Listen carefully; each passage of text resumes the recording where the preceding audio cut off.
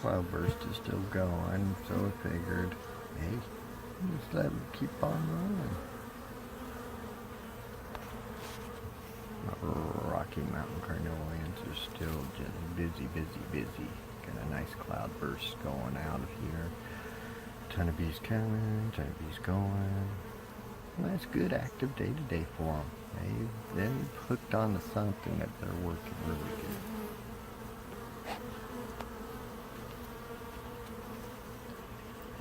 What I can tell is probably nectar. We just got a fresh carnelian queen, just born this year, out of California. So she's been in there, I'd say since last Thursday. Yeah, since last Thursday. It's Sunday now, so she's definitely loaded up some cells with some babies in there. I accidentally lost a prior queen, so I just ordered a new one from this really nice queen company, rear company out there in California. Put her in, and we're just going to leave her in there for probably, let's say a good month. I threw an extra box on there just for the heck of it. We sealed her up, ratcheted her up, sealed her up. She's good to go. She's also got a queen excluder, and above that I've got the super with 2 queen cage incubators. They're basically super frames that are screened in and everything with some work, with a hole for workers to get in, and then I can cap them in there, and the queen can hatch and be caught up inside the cage and not be released until I let her be released. So we got 2 of those sitting on top of the queen excluder. Hopefully we're crossing our fingers if they'll come to fruition or not, and maybe I'll be able to put them in a nuke by then. That'll be awesome. I'll have 2 more queens. I'm getting 2 more communities to start to get going.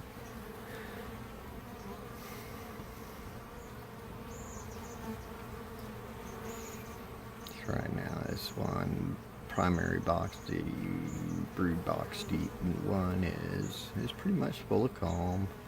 It's at about 90%. I went through and the other day, and after we had lost a queen, did a good solid deep inspection and pulled all the queen cells out. Found like 6 queen cells that were capped and ready. So I pulled out each frame and just put it in its own little nuke box or whatever, a spare hive that I had, or a nuke box that I could put them in. I pulled that, and then I pull a frame of resources and put them in there, and then there's a second brood box that they're working on with for a brood for the new queen, and then above that is this queen excluder, and then a honey super that I just got the 2 queen rearing cages is what I call it. It's just a super frame that's been screened in with the queen cells inside and keeps them separated from each other. So there's actually 3 queens in this hive. 2 that are incubating and 1 that is active laying.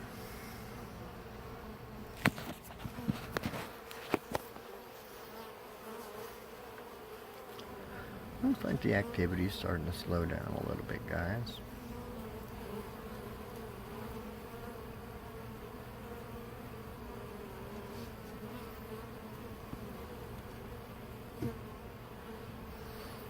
The feeder, the external feeder, is running at about 66% sugar by the gallon.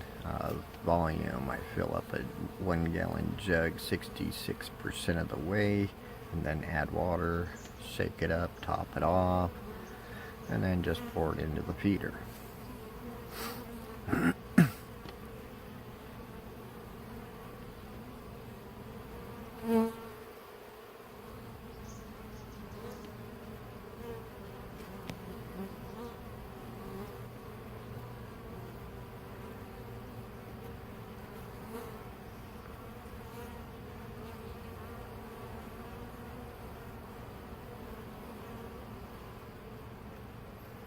Got some girls in there. Looks like they got their, what is it, femoral gland or whatever it is. They're just getting their stank going. Is what they're doing.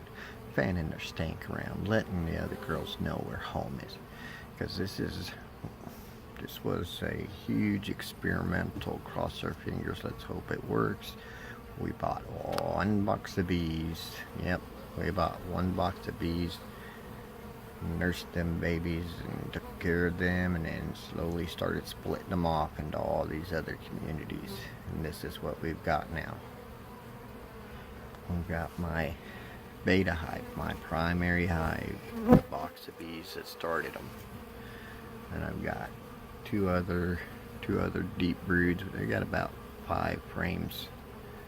One in one, and the other one's got about 3 frames in it. They both got capped queen cells from this one.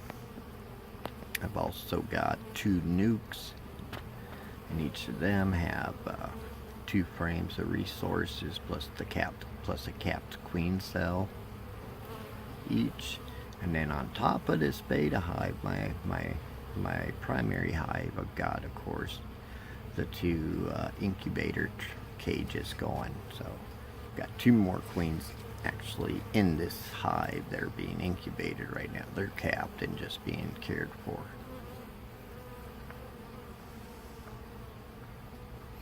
So we've had some run of good luck.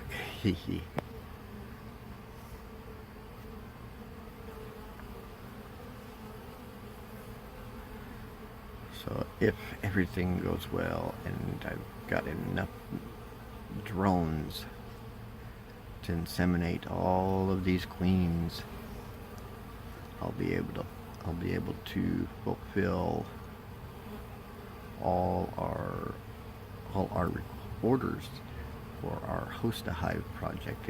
We host a Hive project. It's a non-profit campaign where we meet with people who have large yards and areas of their yard that they just don't use. It's nobody ever really goes out there. It's just an area where there's just no activity, and we go and we put out a hive of bees out there and let them do their thing, and if they can survive and do well, and we discuss possibly letting them splitting them into 2 hives. And what we do, we don't charge for any of the equipment or anything. We maintain them. We flip the bill for it all. I buy all the equipment out of pocket, all the food, all the hardware, maintenance of the bees, any emergency orders of items, or say queens. If I need a new high-end queen, I'll just order it and I pay for it out of my own pocket. And if you want to donate money, definitely we can use all the help we can get.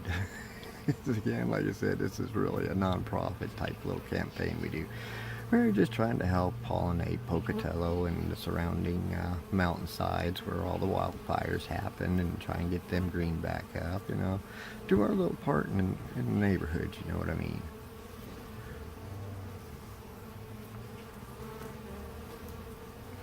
Again, from Indian country, a big old wave, and 73's your way.